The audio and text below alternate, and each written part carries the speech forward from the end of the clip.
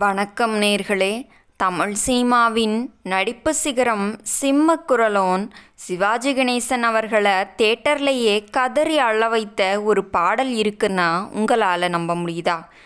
கவியரசு கண்ணதாசன் எழுதிய ஆயிரக்கணக்கான தத்துவ பாடல்களில் சிவாஜி கணேசனோட சொந்த வாழ்க்கையோடு பொருந்தி போய் அவரை உலுக்கி எடுத்த அந்த நிஜமான சம்பவம் என்ன தெரியுமா? வாங்க பார்க்கலாம். கண்ணதாசனும் சிவாஜி கணேசனும் திரையுலகத்தை தாண்டி மிகப்பெரிய நண்பர்கள். சிவாஜி கணேசன் அவர்கள் தன்னோட வாழ்நாளில் எத்தனையோ சாதனைகளை, புகழின் உச்சங்களை சந்தித்தாலும் ஒரு காலகட்டத்தில் கடுமையான பண நெருக்கடியில் சொந்த மனிதர்களின் துரோகத்தாலும் மனதளவில் ரொம்பவே உடைஞ்சு போயிருந்தார். யாரிடமும் சொல்ல முடியாமல் அந்த துயரத்தை தனக்குள்ளேயே பூட்டி வச்சிருந்தார்.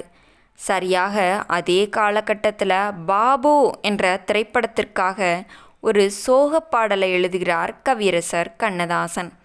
துரோகங்களாலும் வறுமையாலும் வாடும் ஒரு மனிதனின் நிலையை விளக்கும் அந்த பாடலின் வரிகள் அப்படியே சிவாஜி கணேசனின் அந்த தற்போதைய மனநிலையை பிரதிபலிப்பதாக இருந்தது. இதயமே ஓ இதயமே, என் ஆசை பாரங்கள் உனக்கு தெரியுமே என்று தொடங்கும் அந்த பாடல்தான் பதிவாகி திரையரங்குகளில் படம் ரிலீஸ் ஆகுது. தேட்டரில் அமர்ந்து அந்த படத்தை பார்த்து கொண்டிருந்த சிவாஜி கணேசன் திரையில் அந்த பாடல் வரிகள் ஒலிக்கும்போது தேட்டர் என்று கூட பார்க்காம அப்படியே இருக்கையிலேயே முகத்தை பொத்தி கொண்டு குழந்தையை போல கதறி அழத் தொடங்கிறாரு.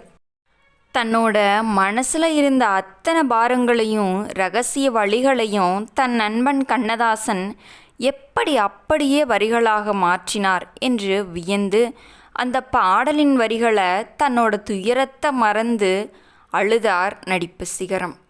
ஒரு கவிஞனின் பேனா முனையால் நடிப்பின் சக்கரவர்த்தியையே தேட்டரில் அழ வைக்க முடியும் என்பதற்கு இந்த சம்பவமே ஒரு சாட்சி.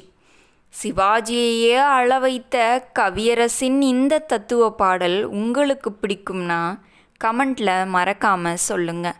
இந்த வீடியோ பிடிச்சிருந்தா லைக் பண்ணுங்கள், நம்ம சேனலை சப்ஸ்கிரைப் பண்ணிக்கோங்க. மீண்டும் நாளை இது போன்ற சுவாரஸ்யமான தகவல்களோடு உங்களை சந்திக்கிறேன். நன்றி, வணக்கம் நேயர்களே.